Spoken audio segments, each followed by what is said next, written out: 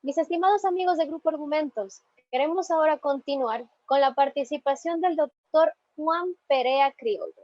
Él es catedrático auxiliar en Derecho Penal, es litigante en libre ejercicio, es especialista en examen y contraexamen por la California Law School, es conferencista a nivel nacional e internacional en materia penal.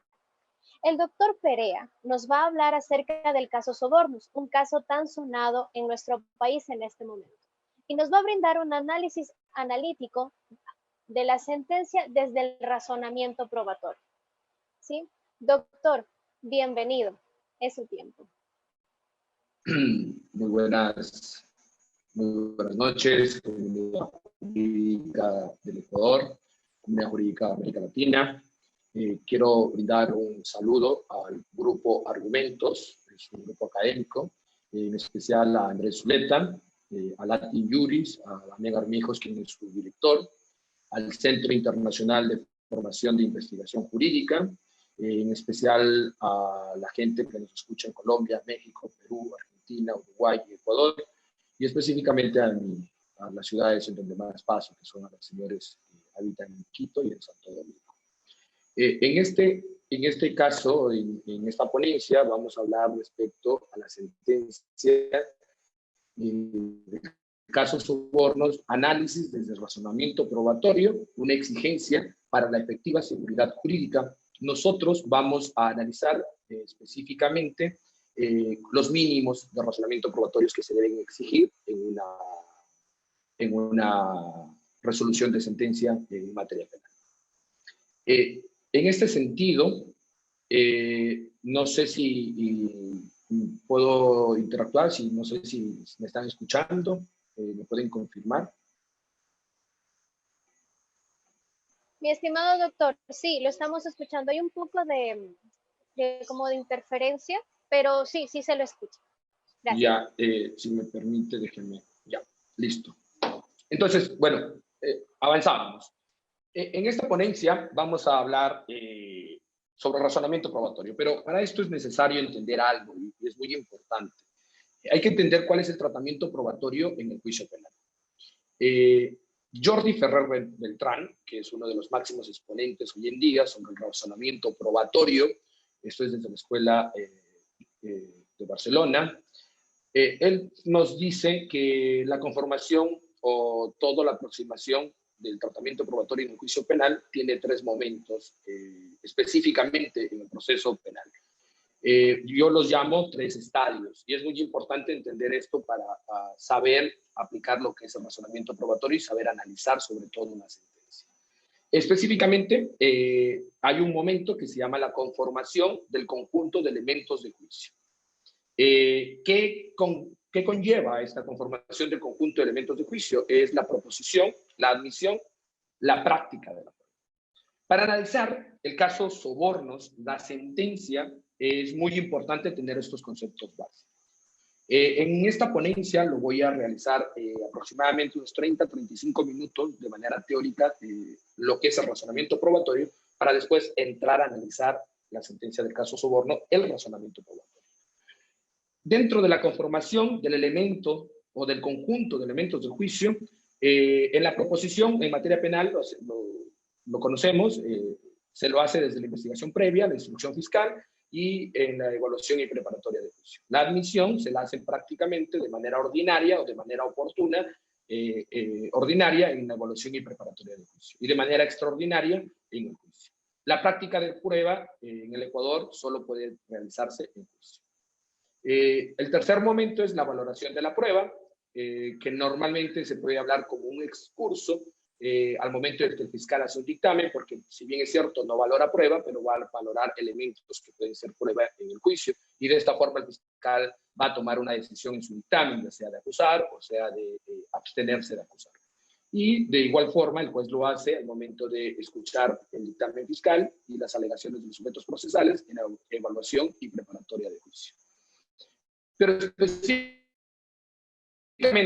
el razonamiento probatorio está cuando la práctica de la prueba culmina. Es decir, cuando ya ha precluido la práctica de la prueba de todos los sujetos procesales antes de iniciar el alegato de clausura o examen final.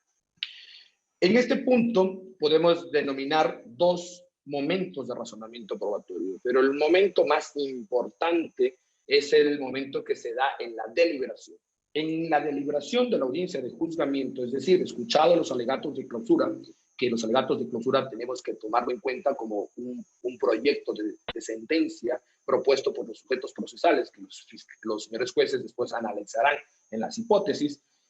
Allí comienza en la deliberación el razonamiento probatorio para determinar los hechos probados. En la decisión probatoria, que es el tercer momento o estadio del tratamiento de la prueba, prácticamente vamos a determinar otro tipo de razonamiento probatorio, que es ya el ejercicio de subsunción de hechos probados a la norma que adecúan dichos hechos. En esta conferencia vamos a hablar solo al razonamiento probatorio que se da en la deliberación después de la audiencia de juzgamiento, es decir, antes de tomar la decisión judicial. La decisión probatoria también se la puede dar en la apelación, en el momento de la deliberación, porque es una especie de contrarresultado de analizar lo que es la sentencia de primera instancia. Pero bueno, entremos en materia. Valoración de la prueba. En juicio, acaba la audiencia de juzgamiento, o no, acaba los alegatos de clausura, entramos a la etapa de deliberación por parte del juzgador, sea pluripersonal o unipersonal, y allí es que realizan el razonamiento probatorio. Vamos,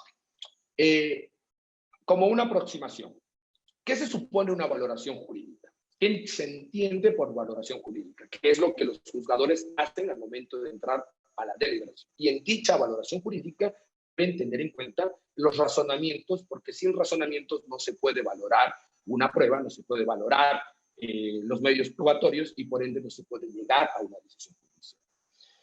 Jordi nos habla de una valoración individual y conjunta. No solo Jordi Ferrer, también lo hace el ex magistrado del Tribunal Supremo Español, el magistrado emérito, el señor Perfecto Andrés Ibáñez, también lo habla Jordi Nieva Penol, también lo dice José Luis Rodríguez, que es un magistrado de la Sala de Apelaciones de Barcelona, y así casi todas las personas que actúan o trabajan en el tema de razonamiento probatorio. La valoración tiene que hacerse individual y conjunta de manera genérica, hablemos para entrar en materia. De manera individual, ¿para qué se hace? ¿Por qué se valora de manera individual? Se valora porque se determina, o la finalidad es buscar el grado de fiabilidad que tiene cada medio de prueba. La valoración conjunta tiene una finalidad diferente, que es buscar el grado de corroboración que aporta cada elemento de prueba en su conjunto a las distintas hipótesis en conflicto.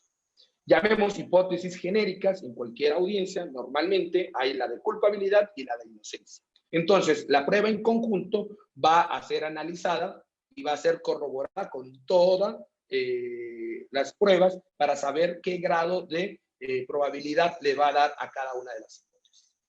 Esto es muy necesario entender algo. Respecto a la corroboración, el tribunal, bueno, en la jurisdicción española hay dos tesis, la propuesta por el Tribunal Constitucional Español y la propuesta por el Tribunal Supremo Español. Definición de qué es corroboración en positivo, es decir, qué entendemos por corroboración, no lo hay, pero sí lo hay en sentido negativo. Y el magistrado de la Corte de Apelaciones de Orden Penal de la Audiencia Provincial de Barcelona, José Luis Rodríguez Ortiz, él nos dice que no hay corroboración del testimonio del coacusado con otro coacusado. Ya nos deja un sentido muy importante. Esta es una persona que analiza sentencias de primera instancia en su ejercicio, aparte de ser una de las personas que está incursionando mucho en el razonamiento probatorio. Y que esta persona, siendo un juez, nos diga que no se puede corroborar lo dicho por un coacusado con otro coacusado o lo dicho por cualquier testigo o perito con un coacusado, esto es muy importante.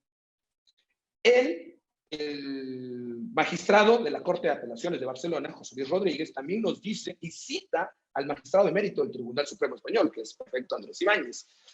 ¿Por qué lo cita? Porque dice que la mejor definición de corroboración la ha dado Perfecto Andrés Ibáñez, ya que Perfecto Andrés Ibáñez da 3 requisitos en la corroboración. Dice que el objeto enunciado, es decir, el objeto que voy a corroborar, el objeto fáctico, proviene de un testigo sobre un hecho principal. El hecho principal hablemos ya del caso soborno, por así decirlo, es determinar que hubo cohecho, y que el cohecho lo cometieron varias personas, 21 procesados. Entonces, sobre ese hecho principal, lo que diga cualquier testigo se va a dividir en proposiciones fácticas. Es decir, esa proposición fáctica debe ser corroborada, debe ser sacada del hecho principal para ser corroborada. Segundo requisito, la fuente de corroboración debe ser ajena al testigo. Es decir, si el testigo A dijo una proposición fáctica, ejemplo, cruce de facturas, por así decirlo, la fuente con la que se corrobora debe ser de un testigo diferente para corroborar esa proposición fáctica que es cruce de facturas. Si no existe esto, no hay corroboración. Tercero, dice que el contenido de la corroboración no es del hecho principal, es de un hecho secundario del cual se puede inferir al hecho principal. Es decir, no pueden decir que se ha corroborado una información de un testigo si lo que se pretende es decir, el testigo A dijo que hay cohecho por esto, y como el testigo B dijo que hay cohecho, hay corroboración. No, lo que se corrobora no es la información, se corrobora proposiciones fácticas de la información de cada testigo. Esto como manera de introducción. Hay que tener en cuenta algo, no se llega nunca a la certeza, no existe certeza de libre convicción. Lo máximo que se puede llegar es a un convencimiento subjetivo que sirve para... con este convencimiento subjetivo no sirve para condenar a nadie. Con estos mínimos se alcanzan niveles de corroboración y grados de probabilidad, haciendo el ejercicio de razonamiento probatorio. Y los niveles de corroboración y grados de probabilidad debe determinar las hipótesis verdaderas o las hipótesis posibles verdaderas. Aquí hay algo muy importante. De igual forma, Jordi Ferrer Beltrán dice que no hay valoración de la prueba con perspectiva ni de género ni de ninguna otra clase como en los delitos de corrupción. No entendamos o no pretendamos entender que porque son delitos de género o porque son delitos de corrupción, resulta que la valoración probatoria actúa de diferente forma. No, esto no es así. No existe este criterio de género creado socialmente o de corrupción para valorar de forma diferente la prueba. Esto no existe. Asimismo, Jordi Ferrer Beltrán y José Luis Rodríguez Ortiz nos dicen, y son de manera muy claras y muy técnicos, es decir, ellos dicen que la perspectiva solo sirve ¿para qué? Para que guíe la investigación. Es decir, si tenemos un delito de género, un delito de odio o un delito de corrupción, esta perspectiva solo sirve para que el fiscal piense y planee su teoría fáctica y busque proposiciones fácticas que puedan y den consistencia a la naturaleza de la investigación que están realizando. Es decir, como ellos saben que esa posición fáctica debe ser corroborada, lo único que nos sirve es determinar la naturaleza del delito por estas perspectivas para saber cómo conseguir información de manera legal, de manera lícita y de manera constitucional, por así decirlo, para corroborar cierta proposición fáctica. De otra forma, también es el profesor José Luis Rodríguez cita a Ferraioli y él en sus exposiciones nos ha dicho, y en sus escritos nos ha dicho, que el ordenamiento jurídico en cada país tiene dos tipos de prueba legal positiva y prueba legal negativa. ¿Qué entendemos como prueba legal positiva y qué entendemos como prueba legal negativa? Prueba legal positiva es la que se dice con cuánto se condena, es decir, la decisión. Aquí tenemos en materia penal que dice cuando el convencimiento llega más allá de toda duda razonable. Eso es una descripción de una prueba positiva.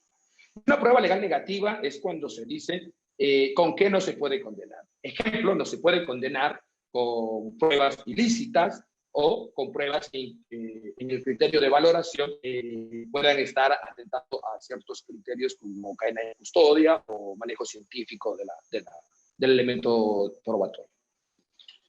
Hay que tener en cuenta algo, y es muy importante para entender lo que es la valoración o el razonamiento probatorio, es la presunción de inocencia. Para esto es muy necesario aclarar que la presunción de inocencia tiene dos dimensiones, una procesal y una extraprocesal.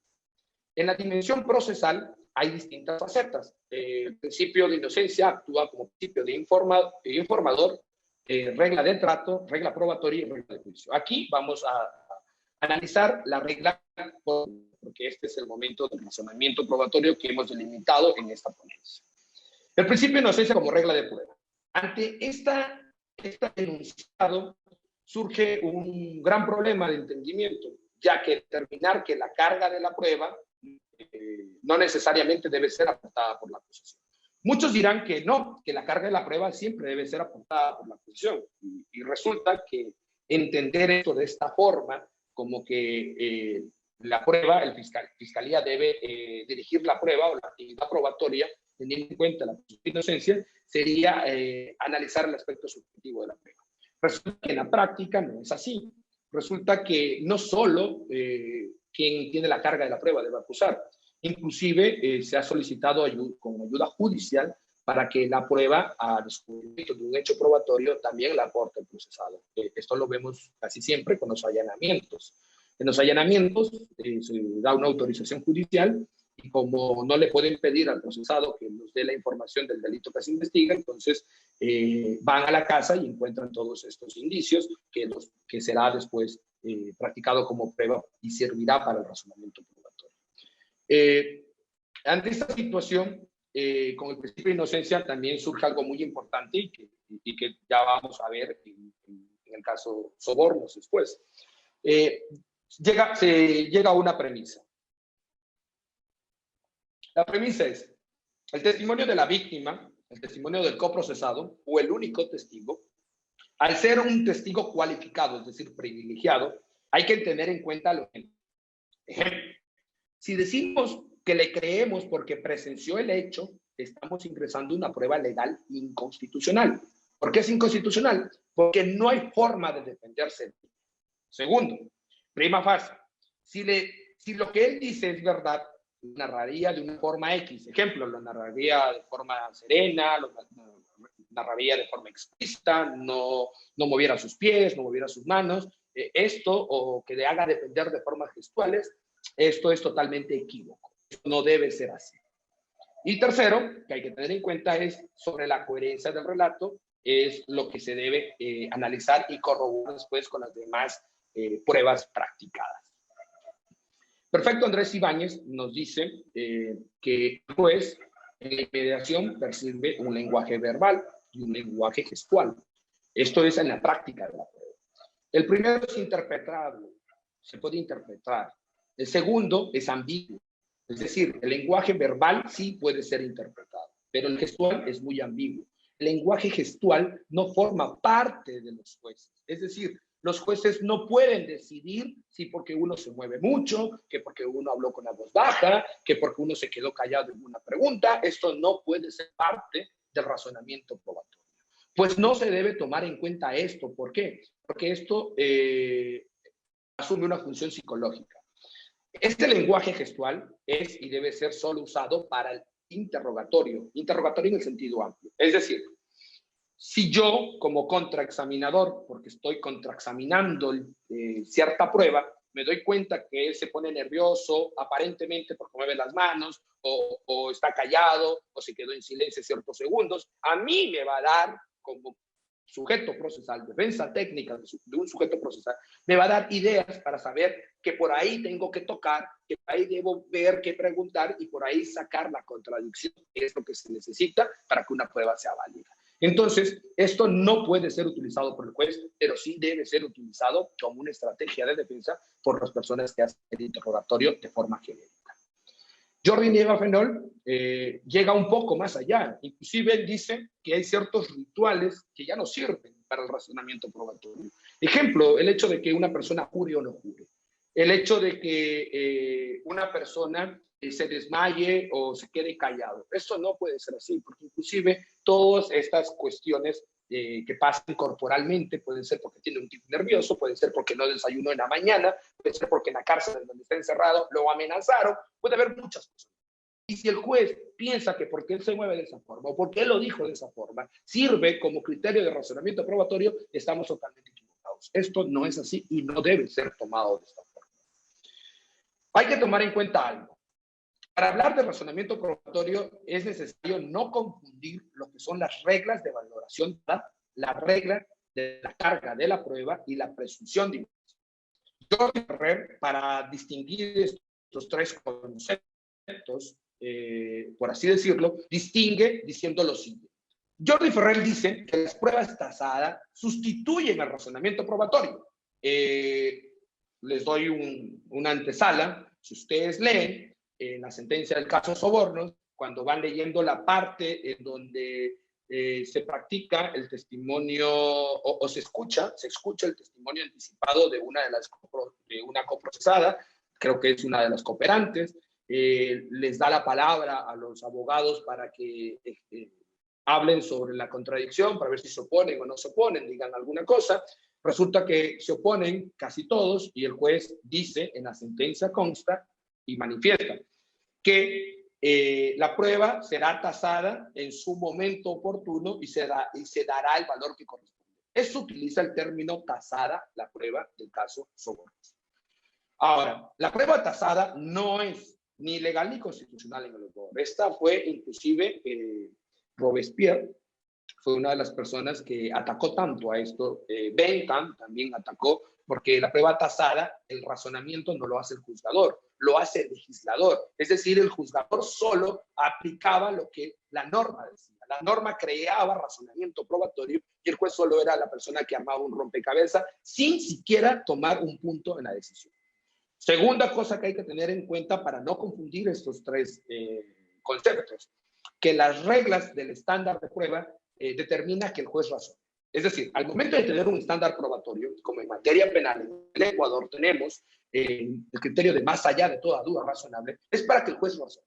Y esto establece el nivel de suficiencia probatoria. Este nivel lo debe razonar el juez, nadie más, el juzgador. Otro criterio que hay que tener en cuenta, la carga corresponde y determina quién pierde cuando no hay prueba suficiente. El estándar responde a la pregunta ¿cuándo hay prueba suficiente?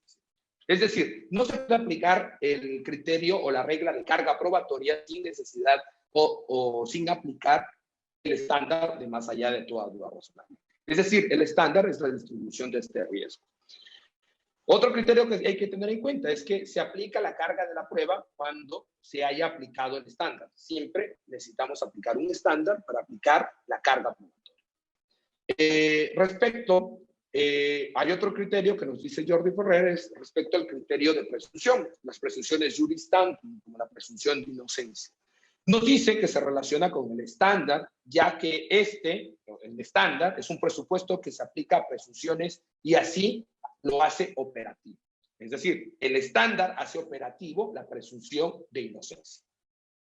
Y como último criterio es que la presunción de inocencia no determina un estándar de prueba, porque ya no lo analizamos. El estándar hace operativo la presunción de inocencia.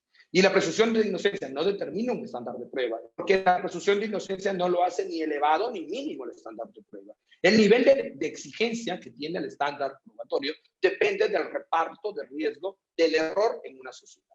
Y de antesala les digo que este reparto de riesgo, según Jordi Ferrer, y comparto la idea, es siempre decidido por cuestiones políticas, es decir, tiene que estar en una norma.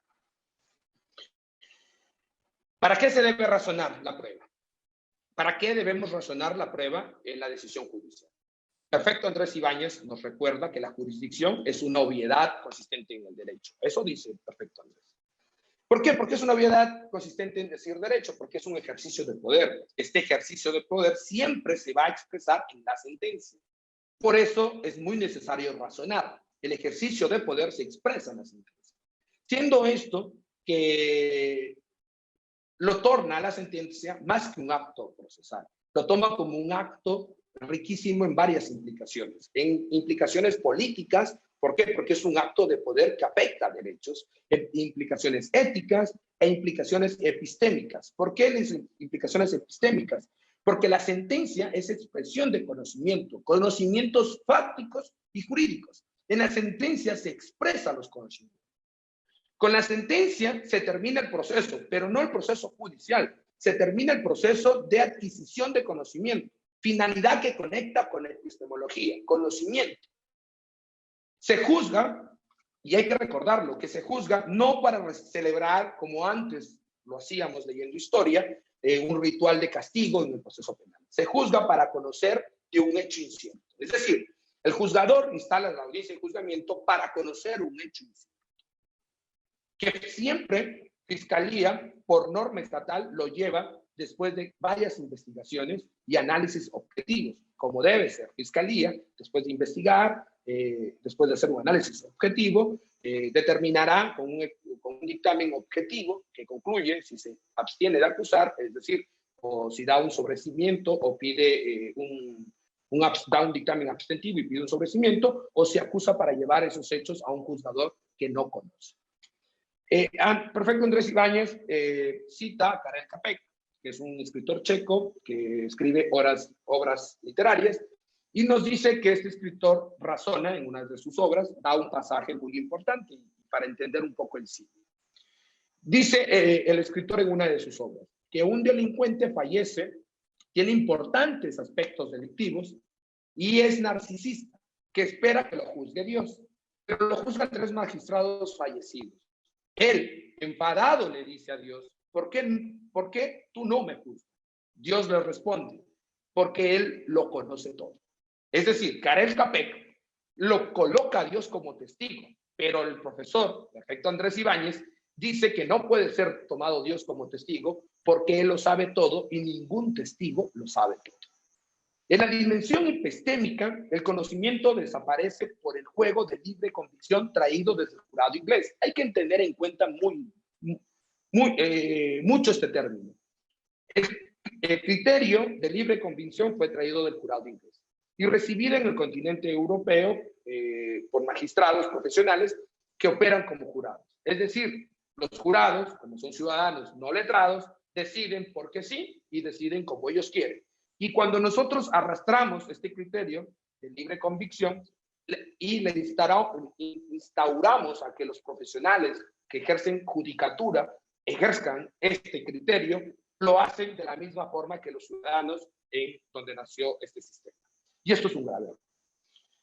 Esta distinción o esta distinción es muy importante hacerla. ¿Por qué? La decisión da cuenta de atributos esenciales en la jurisdicción. La decisión judicial que da la sentencia. ¿Por qué? Porque determina independencia e imparcialidad. Esto es muy importante para poder conocer la verdad.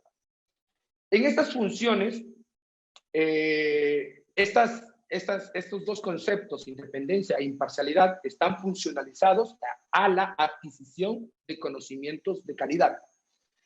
Al ser la independencia una meta garantía, es decir, una garantía de garantías, porque sin ella de nada sirve la tutela judicial, el debido proceso, la seguridad jurídica, es decir, es una garantía de garantías orgánicas y de garantías procesales el ser independiente.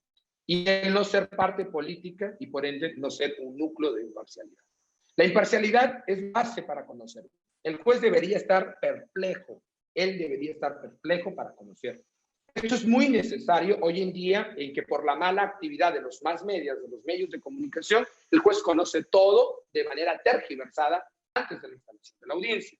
Pero entonces el juez debe hacer un ejercicio de entrar perplejo a conocer lo que se produzca respetando el debido proceso, respetando las técnicas de litigación oral, lo que se descubra en la audiencia, lo que se determine en la audiencia, para él así construir después sus hechos probados y saber qué norma encajar en el ejercicio de su función. En el Estado constitucional, para imponer penas con legitimidad, hace falta que existan sentencias que tengan conocimientos de calidad. Esto solo se logra cuando el juez actúa con equidistancia, es decir, tener distancia entre sus funciones y las funciones de los sujetos procesales. Es decir, que no persiga otro interés que el desinteresado del saber. Es decir, que no tenga interés, sino un desinterés en conocer lo que están pretendiendo. El juez tiene que solo conocer lo que las partes lo plasman.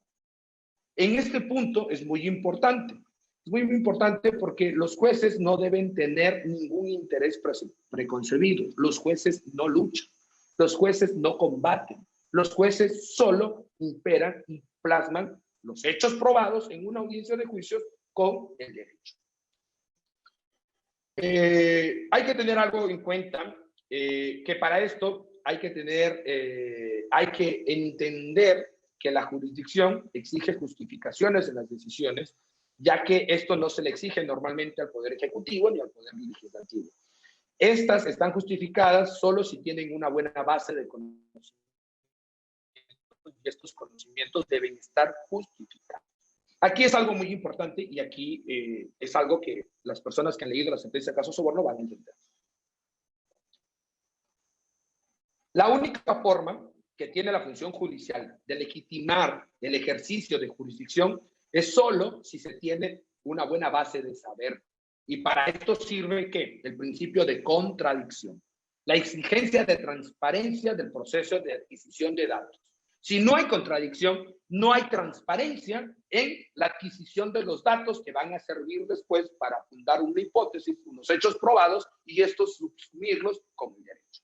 Si no existe contradicción, no puede existir transparencia en la adquisición de datos. También debe existir o debe haber una exigencia de razonabilidad en el trato de estos datos. Deben ser razonables cómo se trata estos datos. Esto lo vamos a analizar más adelante.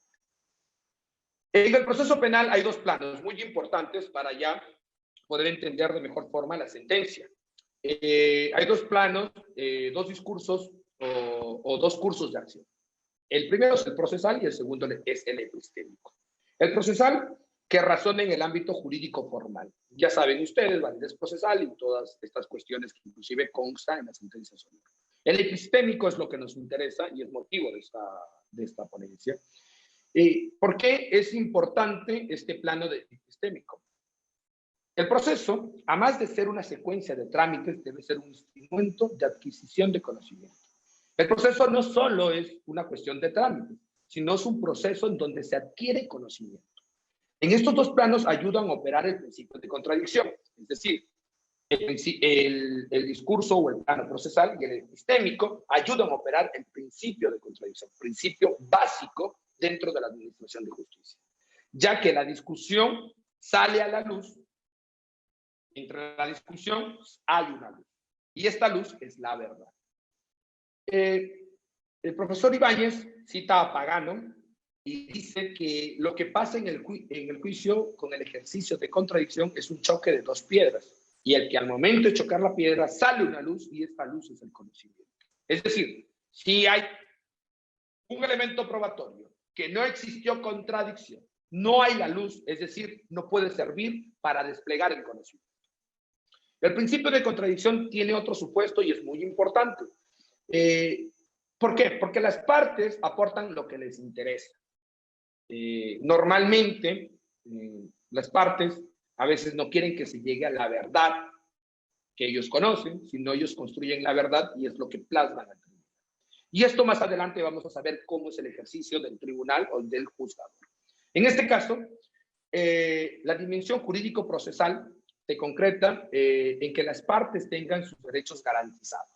Esto es la dimensión jurídico-procesal. Si las partes no tienen sus derechos garantizados, es decir, acusación y defensa por muchas fiscalía y acusadores particular que haya, o por muchos procesados o acusados que haya, deben tener sus partes garantizadas.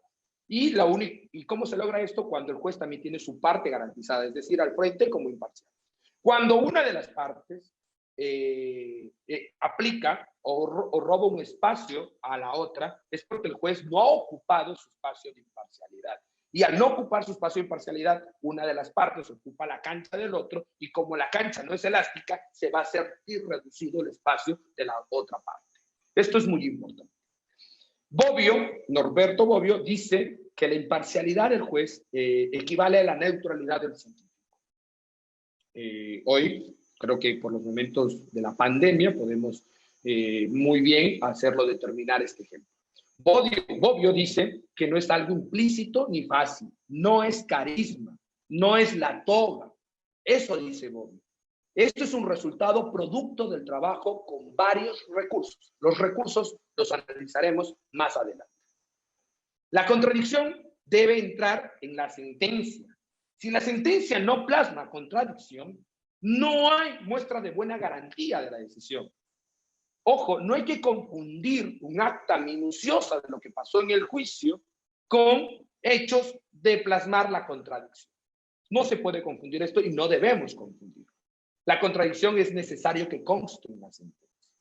En los hechos hay un cuadro probatorio en el que las hipótesis confrontadas deben estar explicitadas. Es decir, en la parte de la sentencia en donde se habla de los hechos, tiene que haber el cuadro probatorio, más adelante explicamos esto, en donde deben estar las hipótesis confrontadas, deben estar explicitadas, es decir, deben estar debidamente argumentadas, debidamente plasmadas, para que de esa forma se vaya haciendo el ejercicio de razonamiento, que más adelante se explicará cómo se debe razonar en una sentencia. Si la hipótesis de la acusación no es coherente, porque es íntimamente contradictoria, prácticamente no sirve y por ende no se puede hacer válida. Es muy importante esta situación. Giovanni Battista Ratti, él afirma algo muy importante respecto de la lógica, y él dice que es importante que todo profesional o estudiante de derecho conozca de lógica. ¿Por qué? Porque las personas que manejan un lenguaje y razonan mediante enunciados para llegar a conclusiones fundadas, deben manejar lógica. Porque si no manejamos lógica, no podemos llegar a razonar. En el trabajo del abogado, el ser un ejercicio de razonamiento, en principio debe ser lógico. Y para eso hay que tener elementos básicos para hacer razonamiento y detectar errores. La lógica es muy importante. Más adelante también explicamos cómo la lógica aplicaría en el razonamiento probatorio. La lógica en ciertos aspectos es muy amplia y es más amplia que la argumentación, porque la lógica sirve no solo para el derecho, la argumentación jurídica es solo para el derecho, pero la lógica sirve para ramas como la medicina y otras ciencias. Hay que tener en cuenta algo. Si estudiamos nosotros sentencias, pretendemos realizar o queremos corregir, porque todos estudiamos sentencias. Unos pretendemos una sentencia a favor nuestro como litigantes, otros las realizan como juzgadores y otros las queremos corregir cuando litigamos en corte provincial, por así decirlo. Entonces nosotros que estudiamos sentencias, la lógica permite comprender de forma correcta la primera parte del razonamiento.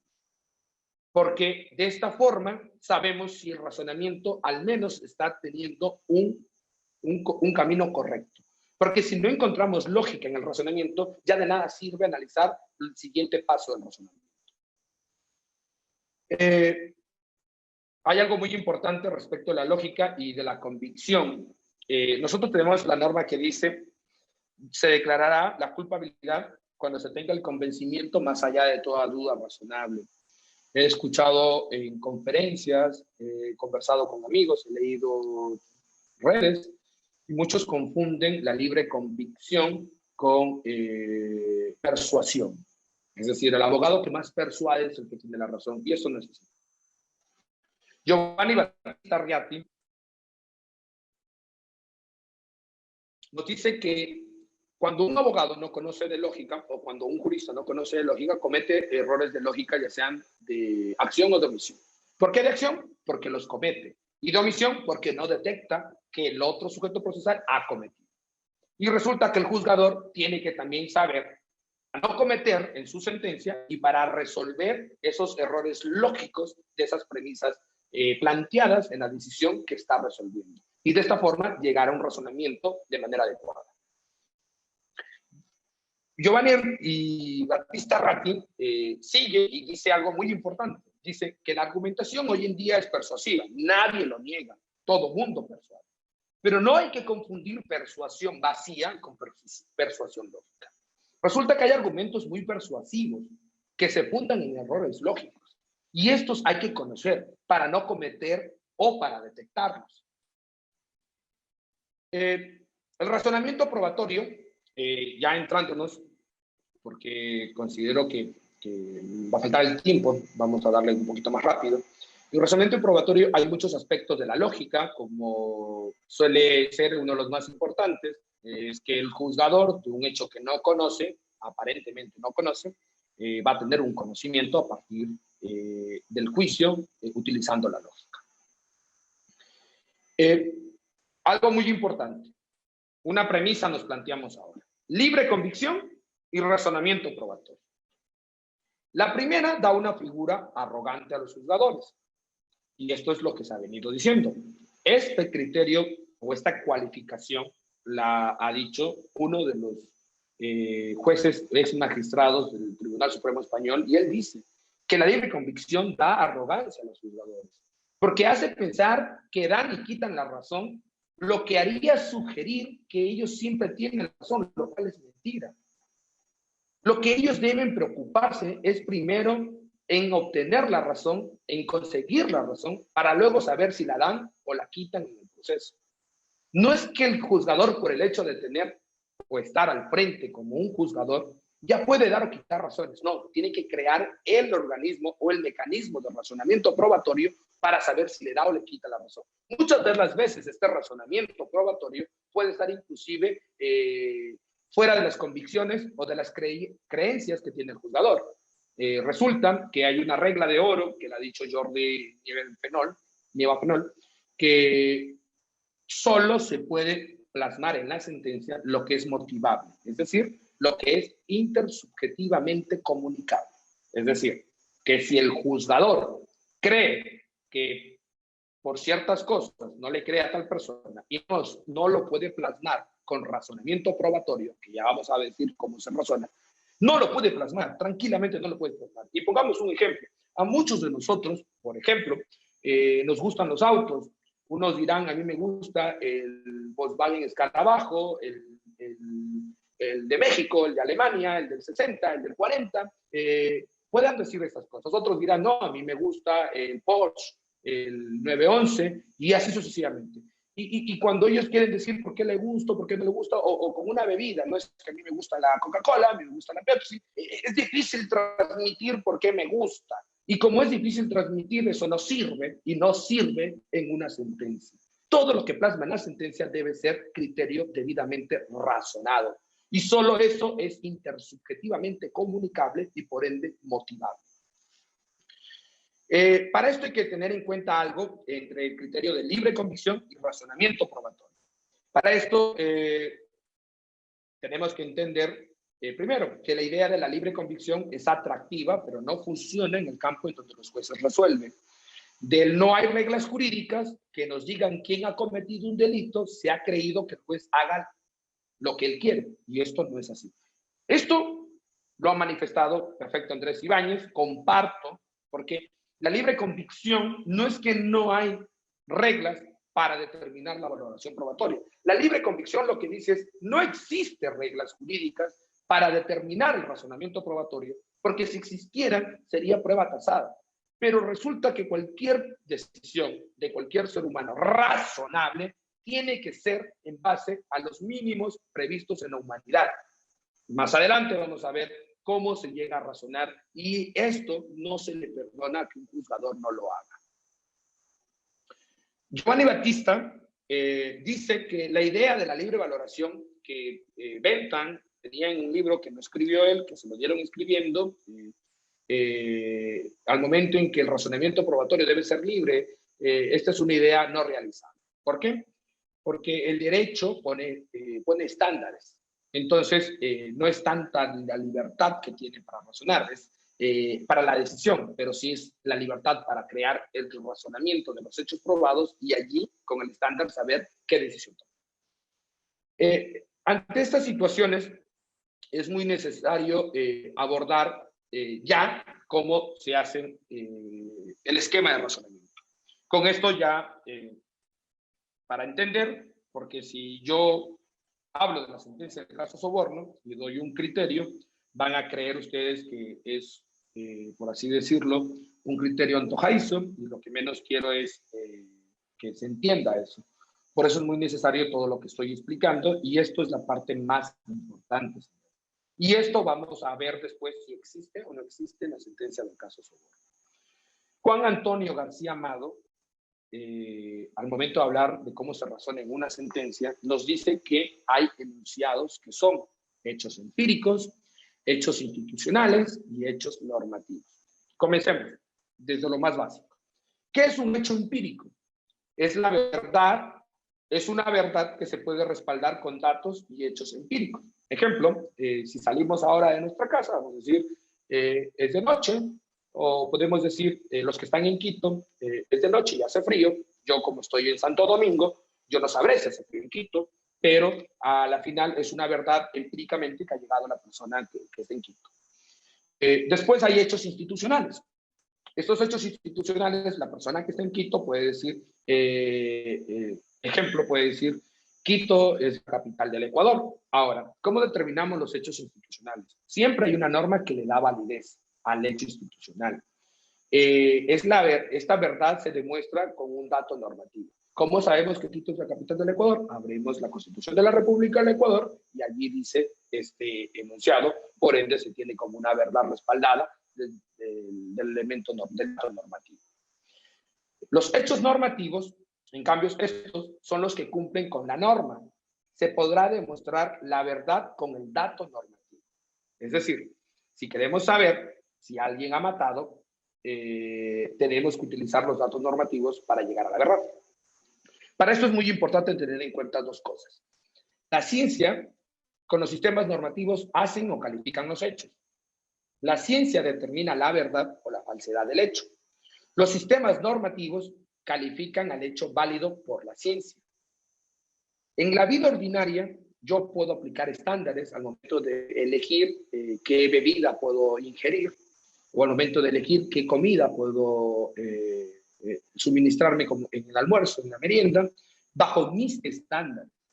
Pero también podemos aplicar estándares colectivos. Ejemplo, si ustedes se van a un restaurante y dicen, no, es que a mí me gusta tal plato, al otro le gusta tal plato, y cada uno tiene sus estándares. Es que a mí me gusta el carne en término medio, en término de 3/4, sellada, entonces cada uno tiene sus estándares. Pero estos estándares personales a veces también son estándares colectivos. Ejemplo, si yo creo en Dios, si yo creo en los milagros, eso también puede ser entendido como un estándar para hacer ciertas religiones, ciertos grupos religiosos. En la vida ordinaria se aplica estándares personales, ya que esto se lo hace valedero o solo sirve para el dueño del estándar. Uno sabrá cómo cuida a sus hijos, sabrá los estándares de cómo cuidarlos y todo lo demás. También podemos aplicar los estándares colectivos y cosas así. Ahora, partamos ya al hecho jurídico, y esto es muy importante porque de antemano yo no lo veo en la sentencia del caso Sobornos, pero vamos a analizar esto. En el sistema jurídico, un testigo declara que vio cualquier cosa. A ver, un testigo dice, yo vi que A golpeó a B, o que Juanito golpeó a Pedro. Y una prueba, tiene que haber una prueba que respalde ese hecho. Es decir, si un testigo dice que A golpeó a B, tiene que haber una prueba científica que respalde el hecho. Es decir, tiene que haber un examen médico que diga que en realidad existen los golpes. Ahora, el juez al hablar de hechos lo hace en dos partes. Muy importante esto, señores, muy importante. Lo hace partiendo de cuáles son los hechos probados. Aquí son el razonamiento probatorio y cuál es la norma idéntica en la subsunción que esto se torna en la decisión. Es decir, el juez toma hecho probado esto, norma esto, encaja y va buscando la norma que encaje con los hechos probados. El señor o el profesor Perfecto Andrés Ibáñez dice que la única forma de llegar a una decisión constitucional, una decisión jurídica, por así decirlo, validada sin vulnerar la seguridad jurídica, es de que primero se haga el ejercicio de razonamiento, determinar cuáles son los hechos probados y después sí hacer el ejercicio de imputación del delito, de la autoría, imputación normativa, por así decirlo. ¿Por qué? Porque cuando uno comienza a hacer, como en el caso de la sentencia Soborno, comienzan a analizar, considerando de las consideraciones del tribunal respecto al caso, dice, el procesado A se ha probado que es sujeto activo por A, B, C, D. El procesado B se ha dicho que es sujeto activo por B, J, K. Es decir, toman siempre la prueba de cargo, más no la prueba de descargo. Y la única forma de no haber este conflicto es creando un correcto razonamiento probatorio que determine cuáles son los hechos probados y después hacer el encaje normativo. Ahora, los hechos probados, en el primer punto en donde vamos a hablar del razonamiento probatorio, se debe plasmar cuáles son las condiciones que determinen que los hechos son probados. Es decir, las condiciones de la verdad empírica y las condiciones de la validez jurídica. Las condiciones de la verdad empírica o las condiciones empíricas no son las únicas condiciones, ya que también existen condiciones de validez de la prueba. A ver, ¿Cómo se debe analizar esto? Esto más o menos se determina que, primero, me adelanto, más adelante lo explico, un hecho es verdad. Sí, pero por mucha verdad que sea, no tiene validez jurídica. ¿Por qué? Porque resulta que se dio en un allanamiento no autorizado o porque es producto de una prueba ilícita. Entonces, esto siempre hay que analizar estas dos condiciones, de la verdad empírica y de la validez jurídica. Ahora, podemos hablar nosotros, y comparto el criterio de Juan Antonio García Amado, que nos habla de un esquema de razonamiento probatorio. ¿Cómo? O aquí llamamos esquema de razonamiento probatorio. El esquema de razonamiento probatorio, primero hay que tener en cuenta algo. El juez, partamos del final. La decisión del juez es declarar la culpabilidad más allá de toda duda razonable del delito A y en grado de autor o en grado de cómplice. Es decir, los hechos probados han llegado el umbral, ya vamos después de esto, han sobrepasado el estándar de duda razonable, por ende se han identificado en estas normas. Porque si no hubiese sobrepasado el estándar de duda razonable, aunque se identifiquen a la norma, no se declara la culpabilidad. Pero hablamos de hechos probados, ¿ya? Esto es la decisión judicial. Vamos, estos hechos probados, ¿cómo los construimos? Estos hechos probados prácticamente es la hipótesis probada. Esta hipótesis no necesariamente tiene que ser la hipótesis de acusación, en este caso de Fiscalía, de Procuraduría General del Estado, o la hipótesis de alguno de los coprocesados. El juzgador puede crear también otras hipótesis y para esto sirve el método de la abducción, porque es posible que los litigantes se hayan equivocado al apreciar los elementos de convicción antes y plasmar una teoría en la práctica probatoria. Pero el juzgador, como sabe razonar, el juzgador puede aplicar estos métodos abductivos para ir de una hipótesis a otra y saber en realidad cuáles son los hechos probados. Pero la pregunta es, ¿cómo sé yo qué hipótesis está probada? Esta hipótesis probada es prácticamente una suma de razones. Razón 1, razón 2, razón 3, razón 4. La 1 más la 2 más 3 más 4 nos da como resultado la hipótesis probada. Esta hipótesis probada nos dice que encaja con el delito de cohecho, encaja con el delito y con el grado de autoría. Resulta que aplicando el estándar probatorio, dicen, como no hay otra hipótesis, por así decirlo, ya hablaré más adelante, hay más allá de toda duda razonable y por ende se declara la culpabilidad.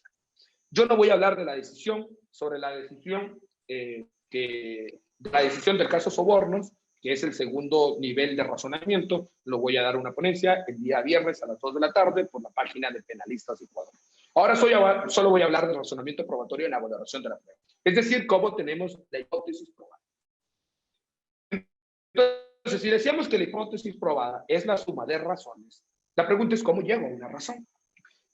Juan Antonio García Amado dice, y nos da el siguiente esquema, nos dice R1, R2, R3 está jurídicamente justificado, por ende se ha declarado que H es PH, es decir, se ha aprobado la hipótesis H. Ahora, debemos entender que las razones o las R's son el razonamiento probatorio de la valoración, es decir, la justificación del hecho probado. Vamos más adelante. Jordi Ferrer Beltrán nos dice que las reglas jurídicas que sirven para la decisión judicial, que no es motivo de esta exposición, pero es necesario para no confundir, hay 3 reglas para la decisión judicial: cargas probatorias, presunciones y estándares.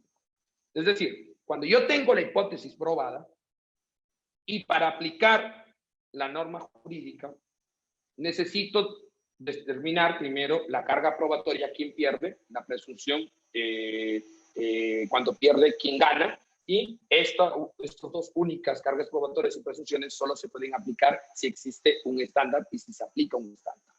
Ahora, ¿cómo sé yo quién pierde? Para saber en la carga probatoria, aplicando un estándar, más allá de toda duda.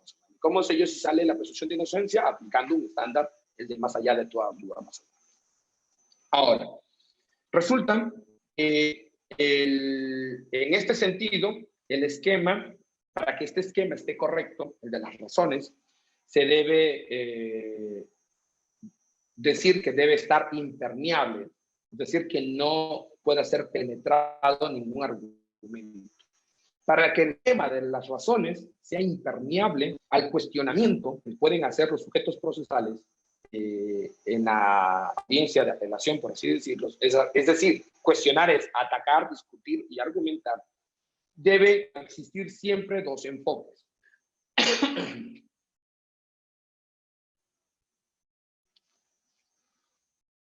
El esquema debe estar correcto. Las razones deben estar correctas. Las razones deben ser impermeables. La suma de razones me dan la hipótesis probada. Para que estas razones sean impermeables, se debe tener dos enfoques. La calidad epistémica de las razones, es decir, de forma individual o sumadas o en conjuntos, es decir, el razonamiento probatorio. Y dos, el fundamento normativo de juicio probatorio, es decir, individualmente o sumadas. En este punto, en el segundo punto, hablamos de la decisión. Ejemplo, aun cuando todos los hechos R, me dé una hipótesis probada, sean verdaderos, es posible que no se cumpla la justificación normativa por la identidad de la subsunción. Es decir, sí, se ha probado este hecho, pero este hecho no es estado, este hecho no es cohecho, este hecho no es concusión. Entonces, hay que darle impermeabilidad en estos dos enfoques, en la calidad epistémica de las razones y en el fundamento normativo del juicio probatorio. Porque si una de estas dos enfoques se encuentra débil, es decir, no es impermeable, van a atacar y discutir y argumentar la calidad epistémica de las razones o el fundamento normativo de juicio probatorio. Es decir, el razonamiento probatorio de la valoración de la prueba o el razonamiento probatorio en el ejercicio de subsunción y adecuación de la norma. Para que la calidad epistémica sea incuestionable al realizar, se debe hacer un ejercicio. Vamos a empezar el esquema de esta forma. Primero, ¿qué es lo que debe existir? Enfoquémonos en la sentencia del caso soborno, las personas que, imaginémonos, las personas que hemos leído la sentencia, o si escucha a alguien que estuvo en audiencia, que ya se acabó la práctica de la prueba, ya dieron inicio para los alegatos de clausura, y entonces hasta allí ya se armó el primer momento procesal que decía yo, que es el conjunto de elementos de juicio. Ahora, lo primero que hay que tener es armar un conjunto de elementos de juicio. ¿Cómo se hace esto?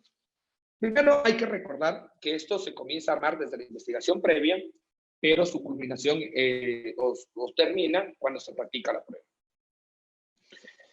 En este punto, perfecto Andrés Ibáñez nos dice y hace una distinción muy importante para tener en cuenta cómo armar el conjunto de elementos de juicio. Primero nos dice fuentes de prueba. ¿Qué son las fuentes de las pruebas?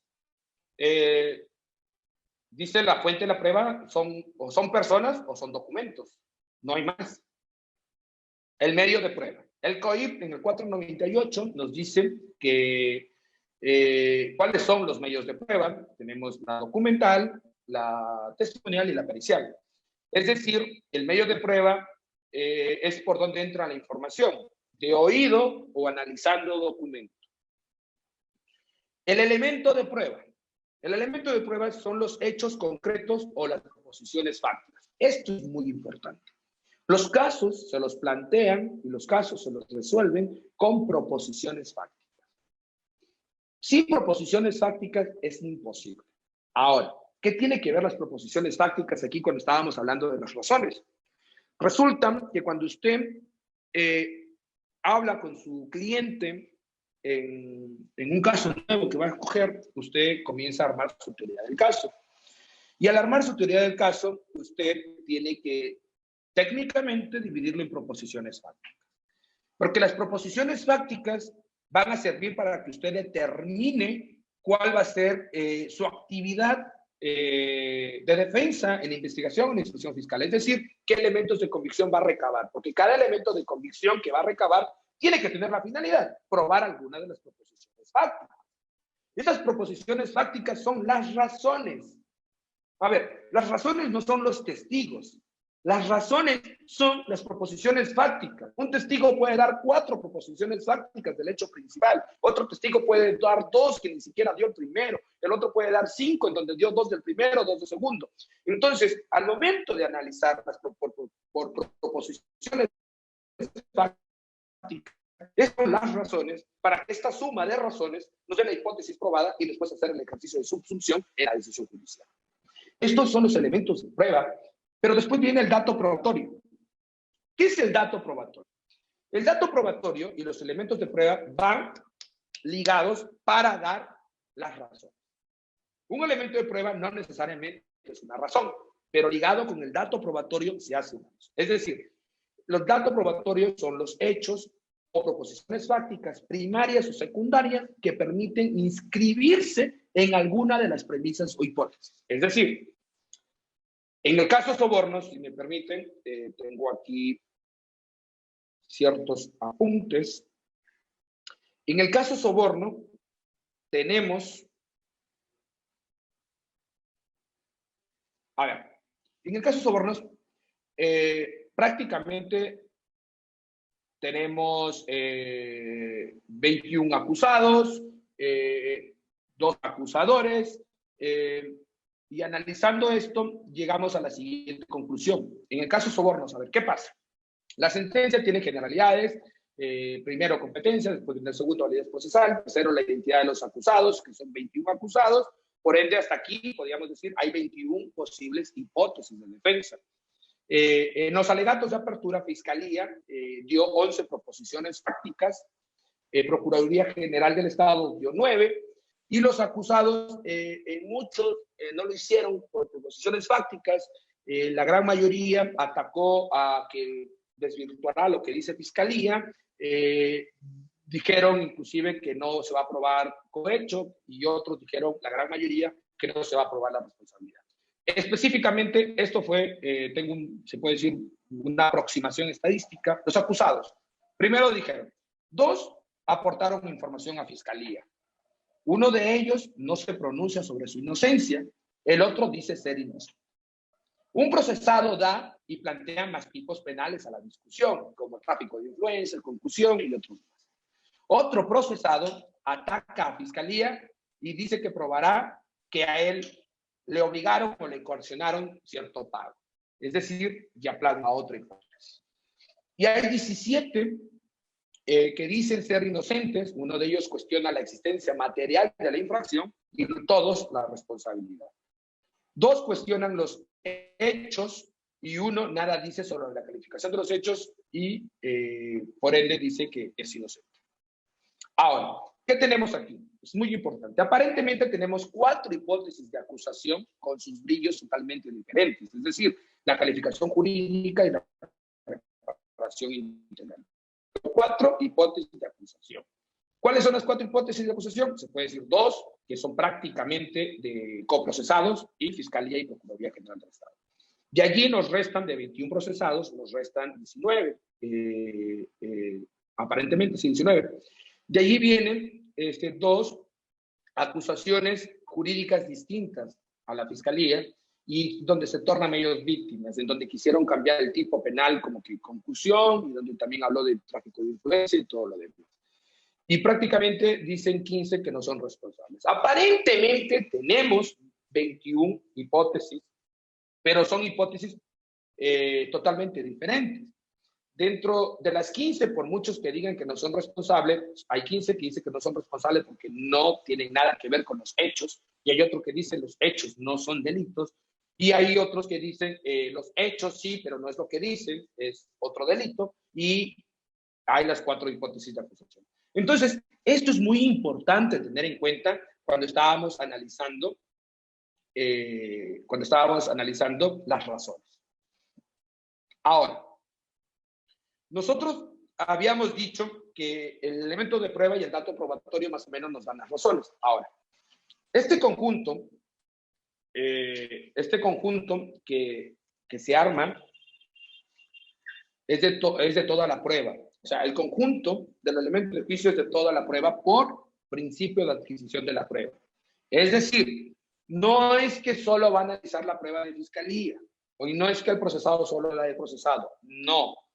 Por mucho de que el procesado se haya valido de la prueba de fiscalía para demostrar su hipótesis de inocencia, o por mucho que fiscalía se haya valido de la prueba del acusado para demostrar su hipótesis de acusación, que eso sería culminar la prueba, aquí no estamos hablando de esto, estamos hablando del principio de adquisición de la prueba. Es decir, aparentemente, Fiscalía tiene que analizar los juzgadores tienen que analizar y plasmar todas estas pruebas. Tengo unas pequeñas anotaciones.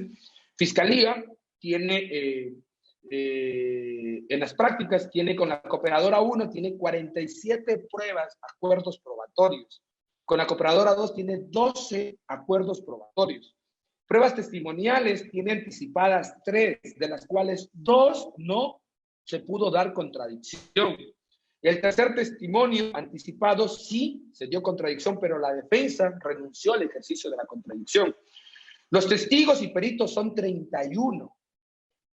La documental, en realidad no entiendo la prueba documental de la sentencia del caso Sobornos, porque en la denuncia me dice 9, después se pasa la carpeta 4, la carpeta así hasta las 10 menos las 9, y que son un sinnúmero de documentos. Para mí, no están debidamente delimitadas, y si no están debidamente delimitadas, es imposible hacer un ejercicio de valoración probatoria. Ya van a ver más adelante lo que tienen que hacer, por eso es muy importante tener en cuenta las hipótesis con el cuadro, el conjunto de elementos de prueba de juicio. Porque teniendo el conjunto de elementos de prueba de juicio, que es por principio de adquisición de la prueba, toda la prueba, de todos los sujetos procesales, y teniendo todas las hipótesis de todo el juicio, ya sea que por mucho que sean acusación y defensa, pero las hipótesis son diferentes, porque tienen una finalidad diferente, entonces tienen que analizarse eso, y ya vamos a ver más adelante. Al tener identificado proposiciones fácticas que se logran a través de indicios, no necesariamente un indicio es una proposición fáctica. Ojo, a ver. Habíamos hablado de proposiciones fácticas. Ejemplo, pongamos un ejemplo. Un robo, ¿ya? De repente dice, la víctima dice, salí a las 8 de la noche de mi casa, me pasó viendo mi amigo Juan, llegamos a una gasolinera, él estacionó su carro a cargar de combustible y de repente yo bajé al baño y allí me robaron mi celular iPhone. Ya. En ese hecho, y yo vi que era una persona que estaba con mascarilla y con pasamontañas. Ahora, en ese hecho, ¿cuántas proposiciones fácticas hay? Rápido. Salí de la casa a las 8, me recogió un amigo, segunda proposición fáctica, fui a la gasolinera, 3 proposiciones fácticas, salí al baño, 4 proposiciones fácticas, y me robaron un celular iPhone, 5 proposiciones fácticas, y lo hizo un tipo con mascarilla y pasamontañas, 6 proposiciones fácticas. Es decir, estas proposiciones fácticas no necesariamente son indicios. Es posible que en cada proposición fáctica haya muchos indicios. Ejemplo, en el salir de la casa puede haber un indicio de la llamada o el mensaje con el amigo que le pasó viendo a las 8 de la noche. Puede haber la salida del guardia de seguridad en la urbanización en donde él vive. Entonces, estos indicios van generando y dando fuerza más a esa proposición fáctica. Entonces, creo que está aclarado lo de proposición fáctica, que no necesariamente son indicios, pero un indicio puede y ayudar a mucho a una proposición fáctica, o a veces inclusive sí es una proposición fáctica. Ahora, ¿por qué hablamos de indicio? Roger Zavaleta nos da una analogía, y es muy importante. ¿Qué puede servir para explicar lo que ocurre con la prueba indiciaria? Y muchos dirán que ya no se condena con prueba indiciaria, sino con prueba directa. Bueno, más adelante entenderemos que esto es un razonamiento muy errado, y de hecho es un razonamiento bastante falaz dentro del ejercicio jurisdiccional de decisión judicial. Esto sirve, y la analogía que da Roger Zavaleta es del rompecabezas. O sea, el indicio sirve para armar rompecabezas, para armar el rompecabezas. A ver, no siempre un hecho puede acreditarse mediante una prueba directa. No siempre. Es más, Existen hechos que solo pueden probarse mediante razonamiento indicial, con los hechos internos. A ver, ¿cuáles son los hechos internos que solo se deben, a ver, cuáles son los hechos internos que no se pueden expresar o que no se pueden manifestar o que no se pueden capturar? Ejemplo, fuerza, fuerza sí, creencia, emoción, intención. ¿Cómo pruebo esto? A través de indicios. No hay prueba directa para probar esto. Seguimos. Estos indicios, al no ser extremadamente observables, se pueden inferir por sus manifestaciones externas. Es decir, ¿cómo sé yo de que hay una condición de género, o en caso del femicidio o los delitos de género, por así decirlo, de que hay la relación esta de dominación por parte del hombre a la mujer, por así decirlo? Entonces, la única forma de determinar son indicios, ejemplo, chats, posiblemente una denuncia que haya por allí. Con esto puedo demostrar de que sí hay una relación de poder. Entonces, estas cosas se las prueban con indicios. Ahora, es muy importante aclarar algo.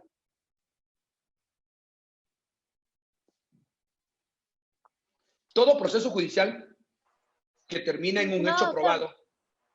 ¿Aló? Mi estimado doctor, disculpe que lo interrumpa.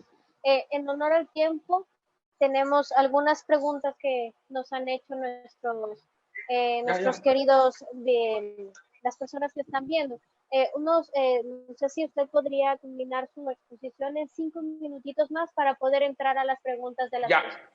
No sé, a ver, a las personas que están escuchando, si me dan 10 minutos, acabo la idea y sería 5 minutos para acabar la idea y 5 minutos para la posición del caso sobornos que hemos venido analizando, ¿ya?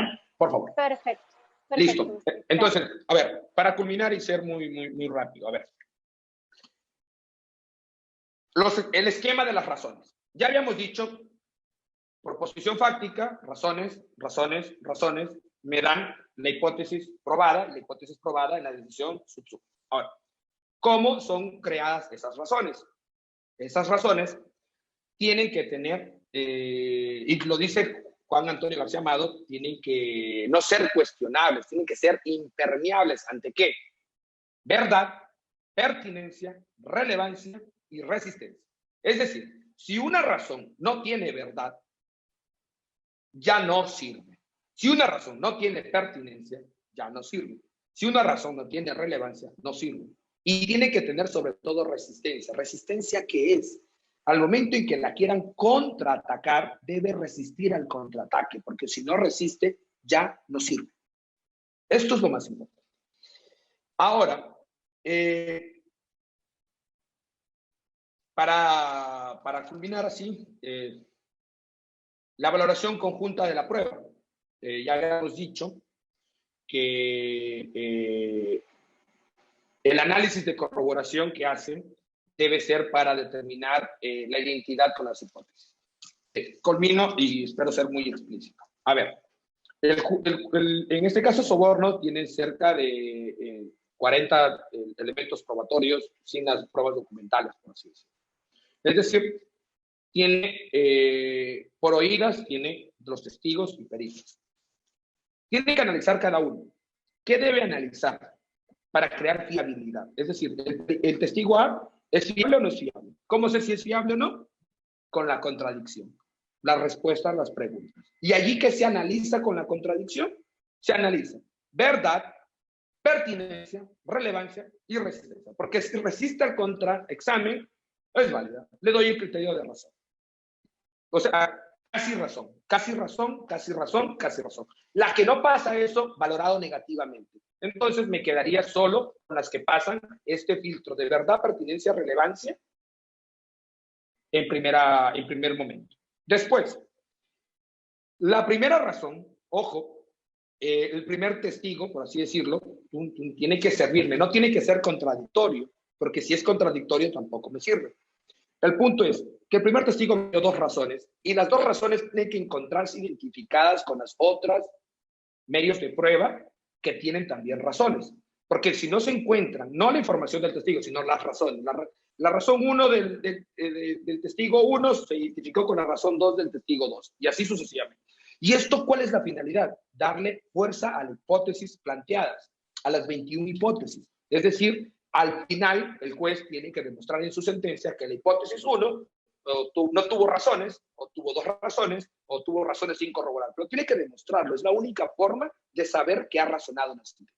Ahora, ¿qué pasa allí? Ya tenemos la valoración conjunta porque se han identificado las hipótesis. Ahora, para darle el criterio que la hipótesis de la fiscalía tiene 10 razones, por así decirlo, para que estas razones sean adjudicadas a la hipótesis de fiscalía, hay que hacer un examen. Y el examen es muy básico.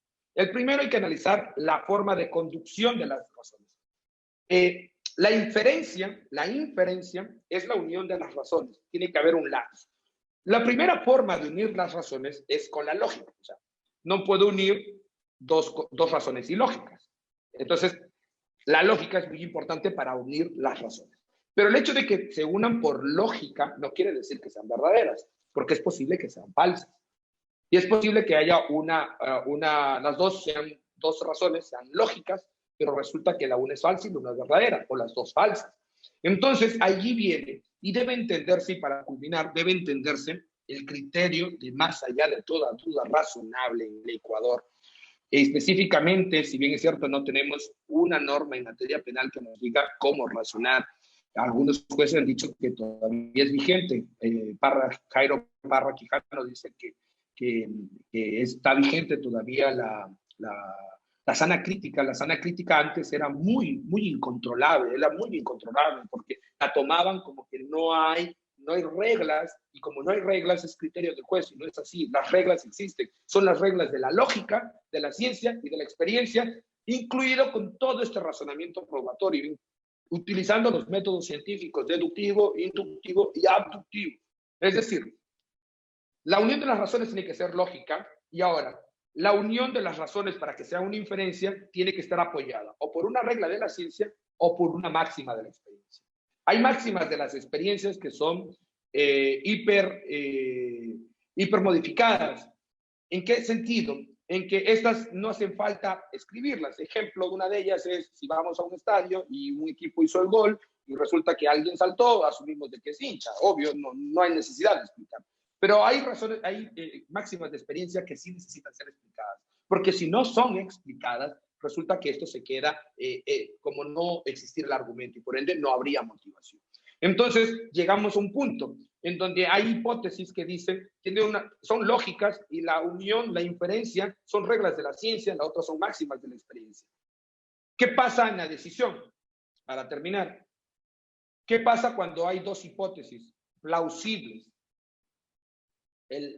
La Corte Penal Internacional, en su segundo caso, que confirmó el estado de inocencia, aplicó y dijo que cuando no existe una hipótesis, o sea, cuando solo hay una hipótesis probada, es más allá de toda duda razonable. Pero cuando existen dos hipótesis plausibles, resulta que se debe dar la duda. Y siempre va a ganar la regla de la ciencia por sobre una máxima de la experiencia. En el caso Soborno, y se lo digo a ustedes, no encuentro, cuando dice análisis del tribunal, y esto es una crítica muy personal, hacen lo siguiente. Los señores solo anuncian, transcriben la prueba testimonial, pericial, en orden de fiscalía y los sujetos procesales. Nunca hacen un análisis de la formalidad del elemento probatorio. Tanto es así que aceptaron prueba, o aceptaron como prueba para condenar prueba que ni siquiera debe ser prueba, testimonios sin contradicción, y sin contradicción, o sea, no hace falta razonar, ese elemento probatorio, ese dato probatorio, esas proposiciones fácticas que pueda determinar ese elemento medio probatorio no sirve. Y entonces, hay algo muy curioso que yo nunca vi que destrozó las tesis de los señores abogados. Jamás dijo por qué se equivocaban o por qué no se equivocaban. Una motivación correcta es esa. En este caso, solo Fiscalía dice que cambia, y por Giulia Novicubia, cambia prácticamente la tesis del esquema, en cómo cursó fiscalía, y ellos paran con otro esquema, pero no dicen lo mismo de los procesados, y eso es claramente una indefensión. Esa decisión no está motivada, y ¿saben por qué no está motivada? No está motivada por el hecho de que tiene material que no es motivable, es material intersubjetivamente no comunicable. Si hubiesen ejercido este ejercicio de razonamiento, sí se hubiese podido comunicar y por ende sí se hubiese podido motivar. Para todos ustedes, si quieren aprender más de esto, para mí los mejores profesores para que ustedes puedan entender esto, perfecto Andrés Ibáñez, que es un genio, que aparte de ser juez del Tribunal Supremo Español, que lo cita la Corte Nacional de Justicia. Él, al haber sido un juez de los más altos tribunales de España, él critica al mismo tribunal antes de que él esté y después a las otras salas. Él da un esquema de cómo debe ser la sentencia y da un esquema de razonamiento probatorio, al igual que todos estos autores. Como conclusión, señores, debo decir de que yo esperaba mucho más para esta Corte Nacional de Justicia, esta decisión, porque es verdad que los jueces inferiores no realizan este ejercicio. Este ejercicio sirve para poder apelar para todo tipo de decisión, pero si los jueces de las altas cortes no hicieron este ejercicio, considero que están muy justificados los jueces de primer y segundo nivel al momento de no darnos una decisión debidamente razonada. Yo invito a que los abogados litigantes, las personas que nos están escuchando, comenzamos a discutir este tema y pongamos en aprieto a los jueces para que se obliguen a razonar, para que obliguen a hacer este tipo de cosas. La Corte Nacional de Justicia tiene todavía 2 sentencias más para corregir y darnos un precedente, porque el caso se presta, es importante, está a la mira de todo mundo, se está juzgando delitos importantes y en este caso se puede dar mucho precedente sobre razonamiento probatorio, sobre valoración probatoria del testimonio del coprocesado, sobre qué es cohecho, sobre autoría y participación. No he hecho un análisis jurídico de lo que es cohecho ni autoría y participación, porque yo considero que distribuir o deslindar el análisis a qué es cohecho y qué es autoría y participación sería prácticamente olvidarnos de lo más importante, que son los hechos probados. De nada me sirve saber qué es autoría, qué es infracción del deber o qué es cohecho si yo no sé a qué cuerpo le van a poner esa ropa. Para mí es más importante saber cómo están los hechos probados. Muy amable, muchas gracias y estoy para resolver sus inquietudes. Muchísimas gracias, doctor. Vamos a realizarle unas pequeñas preguntas y nuevamente en virtud del tiempo, por favor, nos ayude con sus respuestas cortas y concretas. Bien. Sí. ¿Puede la prueba testimonial per se, sin cotejar a otros elementos probatorios, ser suficiente para condenar a una persona? No, no puede, y esto lo dice perfecto Andrés Ibáñez, lo dice José Luis Rodríguez, lo dice Jordi Ferrer, y dice, a ver, en el peor de los casos, delitos de corrupción, delitos sexuales, que solo puede haber un testigo o algo, es necesario que esa prueba testimonial se corrobore con otros datos. Si no se corrobora con otros datos, sería mandar al subsuelo el estándar y la presunción de inocencia. Gracias, doctor. La siguiente dice, ¿cómo podemos maximizar las probabilidades de averiguar la verdad en la admisión y práctica de la prueba? Ya. En la admisión es muy importante, en la admisión, que el juez conozca la naturaleza del delito, porque muchas de las veces podemos decir que, por ejemplo, un caso de femicidio, pero ¿para qué me va a presentar fotos o chat, o por qué no va a presentar denuncias en la comisaría o denuncias acá, o alerta de si esto es impertinente? Aquí se va a discutir es la muerte de una mujer, pero eso es porque el juez no conoce lo que es un delito de género, porque si el juez conociera un delito de género, sabe que son indicios que van a ayudar a probar una proposición fáctica necesaria para determinar un hecho que subsume el tipo penal femicidio. De la misma forma, los delitos de corrupción y en todo tipo de delito. Este criterio para admitir siempre debe tomarse la naturaleza del delito, porque si no se toma en cuenta, se puede inadmitir prueba o indicios, por así decirlo, que son muy importantes para corroborar el hecho principal. Respecto a la práctica, mil disculpas, algo me decía por la práctica de la prueba tiene que repensarse lo que es el contraexamen. El contraexamen normalmente viene, sabemos de dónde viene, de los países, en este caso nosotros mucho copiamos Estados Unidos o los países anglosajones, está para destruir el testigo y contraexamen no es necesariamente eso. Es por eso que inclusive el mecanismo de cámara de Gesell sirve para no, por la búsqueda de la verdad, por la búsqueda del hecho de destruir un testigo, no hacerla revictimizar. Entonces hay que pensar también cómo hacer el contraexamen para que la prueba ingrese de la forma más viable posible. Gracias, doctor. De siguiente, ¿nuestra normativa en materia de prueba limita la persecución en los casos de corrupción? En materia de prueba, a ver, es que pasa algo y no solo es en Ecuador, eso pasa, tengo entendido que creo que ningún país en el mundo tiene el estándar de valoración probatoria completo. Jordi Ferrer dice que el estándar necesita de estándar. Jordi Ferrer dice que el estándar necesita de una regla que distribuya el riesgo. Porque si bien es cierto, el estándar dice más allá de toda duda razonable, pero la pregunta es cuándo sabemos que hay duda y cuándo sabemos cuándo no hay duda y cuándo sabemos si esta duda es razonable y cuándo sabemos si no es razonable.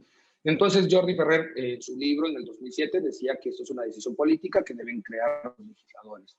Pero en una conferencia dada reciente, hace un mes, dijo, pero es posible que las altas cortes distribuyan el riesgo, porque es preferible a eso a que no hagan, a que no exista este estándar, porque esta regla de distribución de riesgo, porque si no existe esta regla de distribución de riesgo, el estándar sería inaplicable. Y aquí un punto muy importante.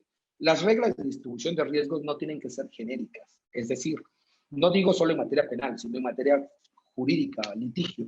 Es decir, no se debe pensar que en materia penal el estándar debe ser más alto y en materia civil más bajo. No se debe decir que en materia penal el estándar debe ser bien alto, porque si nosotros ponemos el estándar muy bajo, hay muchos señores por estafa que irían presos, o si ponemos el estándar muy bajo, porque si está muy alto hay muchos violadores que salen libres. Entonces, esta regla de distribución de riesgos se debería hacer por focos de dificultad probatoria. Hay que determinar cuáles son los delitos de dificultad probatoria y de respecto de esos delitos que tienen más o menos dificultad probatoria, crear estándares. Porque generalizar, podemos condenar al violador, pero también condenar a presuntos inocentes en estafas. Entonces, esta es la diferencia y no solo es en Ecuador, eso pasa a nivel mundial. Pero para eso están las grandes cortes. Las altas cortes deben hacer esto. Mi estimado doctor, nos quedamos con muchas preguntas todavía y sabemos que este caso del razonamiento probatorio y el análisis de la sentencia en el caso Sobornos es un tema muy amplio.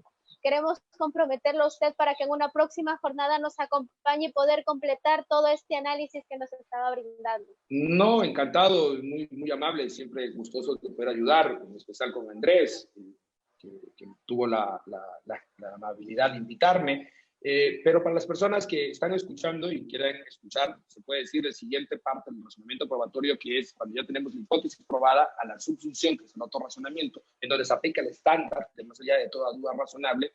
Voy a dar una ponencia el día viernes por la página Penalistas Ecuador en Facebook y va a ser a las 2 de la tarde. Entonces podemos continuar con el libro. No hay ningún problema, muy amable, muchas gracias.